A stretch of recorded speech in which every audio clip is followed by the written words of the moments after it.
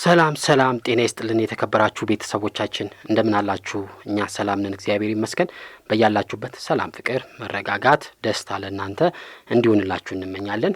በዛሬ ቆይታችን ወደ እናንተ የምናደርሳችሁ ያበደ ፍቅር፣ በጣም የሚያስቀና ፍቅር ያለ ወሲብ እንዴት ሊኖራችሁ ይችላል፣ ወሲብ ሳታደርጉ በጣም የሚገርም የፍቅር ህይወት እንዴት ሊኖራችሁ ይችላል የሚለው ላይ በጣም የሚገራርሙ መንገዶችን፣ ብልጠቶችን፣ ፈጠራዎችን እነግራችኋለሁ። በእነዚህ ላይ ሐሳብና አስተያየት ለግሱን። የምትጨምሩበት ነገር ካለ ከስር ጨምሩበት፣ የሚስተካከል ካለ ከስር ጻፉልን። ከዚህ በፊት እንደለመዳችሁ ደግሞ የእናንተን ሐሳብ ማጽናናት የሚፈልጉ እህት ወንድሞቻችን አሉ። ሁላችንም እንግዲህ በተለያየ ቀን የተለያየ ሙድ ሊኖረን ይችላል። በተለይ ዛሬ ላይ የተከፋችሁ ወይም ደግሞ የሚደብር ነገር ያጋጠማችሁ ካላችሁ ከስር ጻፉልንና እኛ ደግሞ በቻለው አቅም የልባችንን ጥሩ የምንለውን ነገር እንድናደርሳችሁ እድል ስጡን። ይህንንም ደግሞ ላደረጋችሁ ከዚህ ፊት እህት ወንድሞቻችን እጅግ በጣም እናመሰግናለን። እንግዲህ ወደ ሐሳቡ ስናልፍ ካለ ወሲብ እንዴት ያበደ ፍቅር ለሚለው ወሲብ አለመፈጸም ወይም ደግሞ ከወሲብ መታቀብ ትርጉም አለው። በተለይም ደግሞ ወሲብ ማለት የግድ የወንድ ልጅ እቃ ወደ ሴት ልጅ ጋር ሲገባ ማለት አይደለም። ለወሲብ የሚገፋፉ በተለይም ደግሞ ከመተሻሸት ከመሳሳም አንስቶ ያ ነገር እስኪነካካ ድረስ ያለው ነገር ሁላ ወሲብ ነው ወይም ደግሞ ለወሲብ ማድረግ የሚገፋፋ ነገር ነውና እነዚህ ነገሮች ያጠቃላል። ምናልባት ብዙ እህቶቻችን ወሲብ የማታደርጉት በሁለት ነገር ሊሆን ይችላል። የመጀመሪያው ወሲብ አለማድረግ ምርጫሽ ሊሆን ይችላል፣ ወይም ደግሞ ውስጥሽ አታድርጊ ሊልሽ ይችላል። ወይም ደግሞ የግድ ስለሆነብሽ ሊሆን ይችላል ወሲብ የማታደርጊው። የግድ ስልሽ ወሲብ ጥሩ አይነት ነገር እንደሆነ ያሰብሽ ነገር ግን እንዳታደርጊ የሚከለክሉሽ አሉ። የመጀመሪያው በርቀት መኖራችሁ ነው። ስለተራራቃችሁ ወሲብ መፈጸም አትችሉም። ነገር ግን በኦንላይን አንዳንድ እህቶቻችን በጣም ፍቅር ውስጥ ይገቡና ያላስፈላጊ የወሲብ አክሽን ውስጥ ይገባና ያ ነገር ደግሞ ሲጣሉ አደባባይ ላይ ይወጣና አንዳንዴ የሚያሳፍር ነገር ለራሳችንም ለቤተሰብንም የሚወጣበት ጊዜ አለ። ነገር ግን በርቀት ሲኖር ደግሞ የዘፈን ዳርዳሩ እስክስታ ነው እንደሚባለው እነዛ ነገሮችን እንመለከታለን። ነገር ግን ላይመች ይችላል፣ ተራረቃችሁ ሊከብዳችሁ ይችላል እንደዛ ማድረጉ። ከዚህ በተጨማሪ በሕክምና ምክንያትም ወሲብ ላታደርጊ ትችያለሽ፣ ተገደሽ ማለት ነው።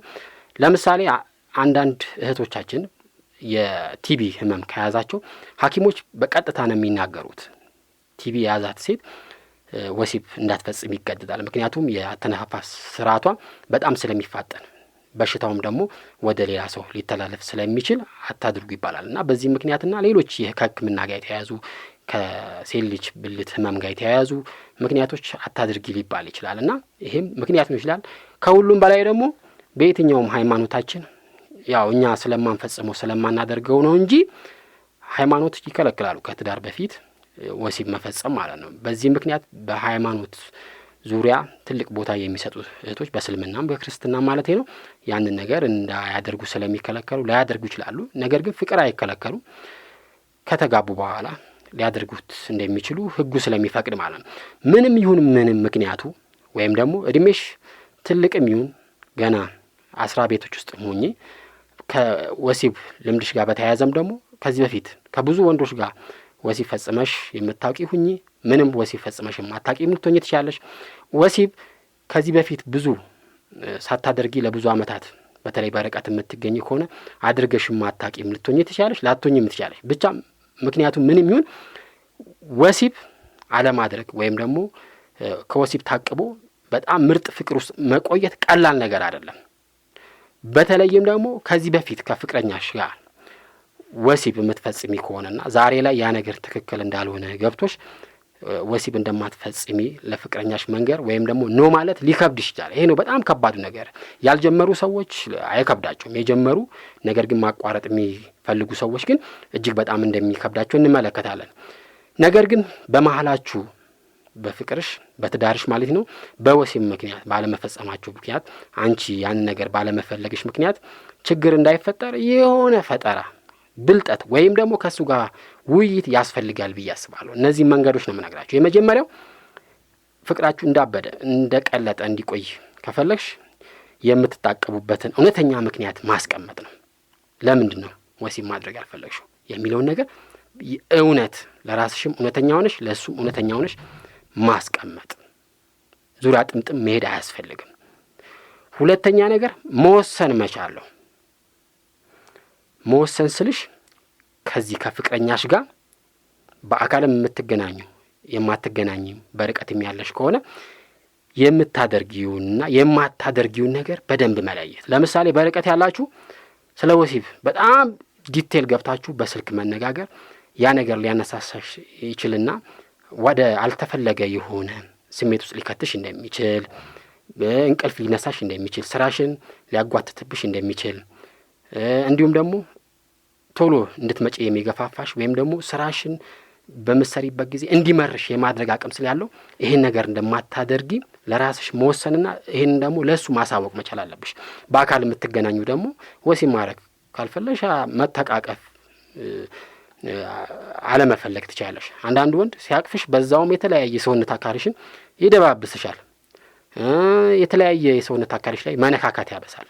ለምሳሌ ጡት አካባቢ ወደ ታች ደግሞ ዋናው ቦታ ላይ አካባቢ መነካካት ሲያበዛ ተው እያልሽው በኋላ ግን በስሜት ውስጥ ሆነሽ እየተሸነፍሽ ትሄጂና ወደ ወሲብ ውስጥ ገቢያለሽ። እነዚህን መስመሮች ማስመር እንደዚህ እንደማታረጊ በተለይ መሳሳም የማትፈልጊ ከሆነ በጣም ዲፕ የሚባል መሳሳም ያንን ማድረግ እንደማትፈልጊ መወሰንና ያንን ነገር ደግሞ ለአለማድረግ በጣም ትልቅ ነገር ነው ብዬ አስባለሁ። ሶስተኛ ላይ ድንበር ማስቀመጥ፣ በተለይም ደግሞ የሚገፋፋውን ወደዛ ነገር ውስጥ ወደ ገደለው ነገር የሚያስገባሽን ነገር ማወቅ፣ ያንን ድንበር አለመጣስ። ለምሳሌ አንዳንድ ሰው ፍቅረኛሞች ናቸው፣ ነገር ግን አብረን እንተኛለን ይላሉ። በጣም ከባድ ነው። ምናልባት ላያደርጉ ይችላሉ። ግን አብዛኛውን ሰው አንድ አልጋ ውስጥ ገብተው ብርድ ልብስ ለብሰው የተሻሹ ወሲብ አናረግም የሚለው ነገር እኔ ከባድ ነው። አንዳንድ ፍቅረኛሞች ደግሞ በተለይ ወንድ የተከራየበት ቤት ሴት ልጅ ከሄደች በኋላ በር እንዲከፈት ታረጋለች። በር እንዝጋ ይላል እሱ። ከዛ በኋላ ደግሞ ችግር የለም እዚህ አልጋ ጫፍ ላይ ቁጭ በይ ይላል። ከዛ መተሻሸት፣ ከዛ እንደዛ እያለ ብቻቸውን ሲሆኑ ወደ ወሲብ ውስጥ ይገባሉ።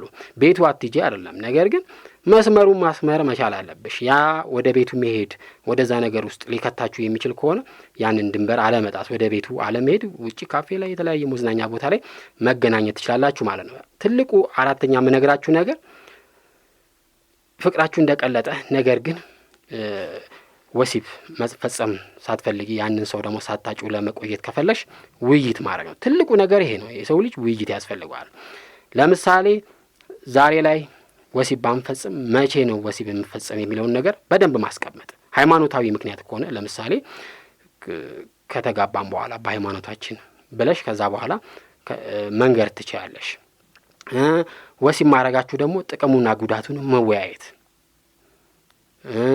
በተለይ ደግሞ ወንዶች ወሲብ ካረጉ በኋላ የሚያሳዩትን ባህሪን ያሳያል፣ ከጥቂቶች በስተቀር ማለት ነው። ሃይማኖታችሁ ምን እንደሚል ማውራት፣ መወያየት፣ ባህላችሁ ወይም ደግሞ ቤተሰብ ምን እንደሚፈልጉ እርስ በርስ መነጋገር። አንዳንድ እህቶቻችን ኢቭን በድንግልና እንድታገቡ ቤተሰብ ይፈልጋል። በአንቺ ላይ የደረሰውን ነገር እነሱ መጥፎ ነገር መሆኑን መመልከት አይፈልጉም። ከዚህ በተጨማሪ ውይይት የሚያስፈልገው የሚገፋፋችሁን ነገሮች ለመለየት ነው።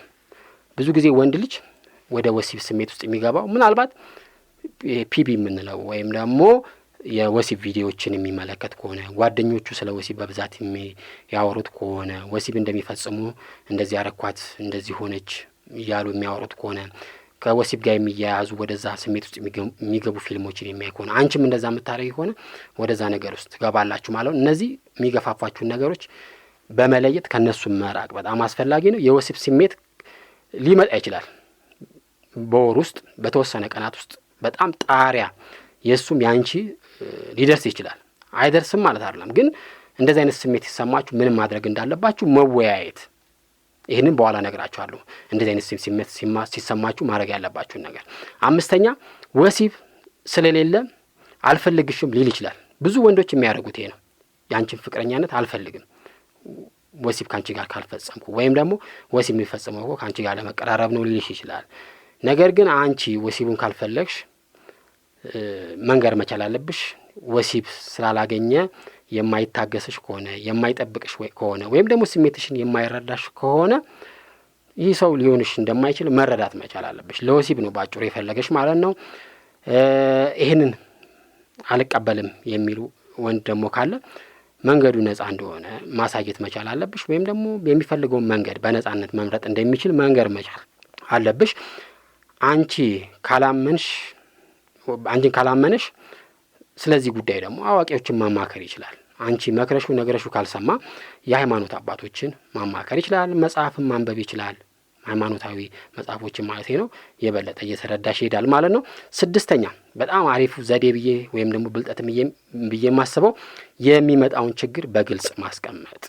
ብዙ ችግሮች አሉ። እርግዝና፣ በሽታ ይመጣል። የበለጠ ደግሞ ወሲብ እያረጋችሁ ከሄዳችሁ የመጋባታችሁ እድል እየቀነሰ ይሄዳል። ምክንያቱም ወሲብ ካገኘ ምን ይፈልጋል ወንድ ልጅ ካንቺ? የሚያገባሽ እኮ አንዱ ወሲብ ካንቺ ለማግኘት ነው። ቀጥሎ ልጅ ለማግኘት ነው፣ ለመረዳዳት ነው። እነዚህ ነገሮች ውጪ ካገኘ ለምን ያገባሻል? በነጻነት መኖር ነው የሚፈልገው። ከዚህ በተጨማሪ ወሲብ ደግሞ በጣም እየበዛ ለብዙ አመታት የሚሄድ ከሆነ ፍቅራችሁም እየቀነሰ ይሄዳል። ስለዚህ ወሲብን ተመኝቶ ካንቺ ጋር መተኛት እያለመ ቶሎ እንዲያገባሽ እንዲያስችልሽ ይህንን መንገድ በጣም መጠቀም አሪፍ ነው። ኃጢአትም እንደሆነ ማስረዳት፣ ተጠቅሞብሽ ሊተውሽ እንደሚችልም ማስረዳት በጣም አስፈላጊ ነገር ነው። እነዚህን ነገሮች በግልጽ ማስቀመጥ።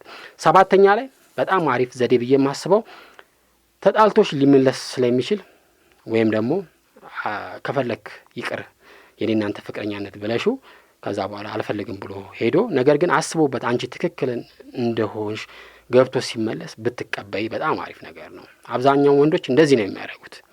8ኛ ጥሩነትን ወይም ደግሞ ፈገግታን ማምረት።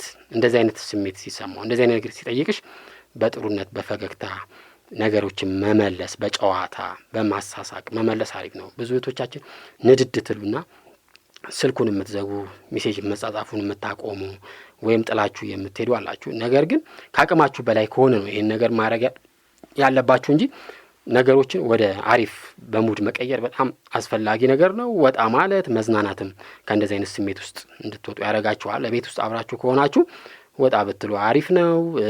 በሜሴጅ በስልክም የምታወሩ ከሆነ ወሬያችሁን መቀየር፣ ወደ ቀልድ መቀየር በጣም ደስ የሚል ነገር ነው። መጨረሻ ላይ የምነግራችሁ በየመሃሉ የወሲብ ስሜት የአንቺም ወይም ደግሞ የሱም ሰማይ ሊወጣ ይችላል። እንደዚህ አይነት ስሜት ሲሰማሽ አትርሺ፣ በልብሽ ውስጥ አስቀምጪው አላማሽን ወይም ደግሞ እውነቱን አትርሺ። ያንን የረሳሽ ቀን ለብዙ ነገር ውስጥ ትዳረጊያለሽ የሚል ሐሳብ አለኝ። በዚህ አይነት ሁኔታ ውስጥም ደግሞ መቆየት ፈልጋችሁ ነገር ግን ወደ ወሲብ ውስጥ ገብታችሁ በኋላ ላይ ያቋረጣችሁ ሰዎችም ካላችሁ ይህን ክሬቲቪቲ መጠቀም ትችላላችሁ ብዬ አስባለሁ። ስላዳመጣችሁኝ አመሰግናለሁ። መልካም ጊዜ። እጅግ በጣም ለምንወዳችሁ ቤተሰቦቻችን ላለሁ ቴንክ ዩ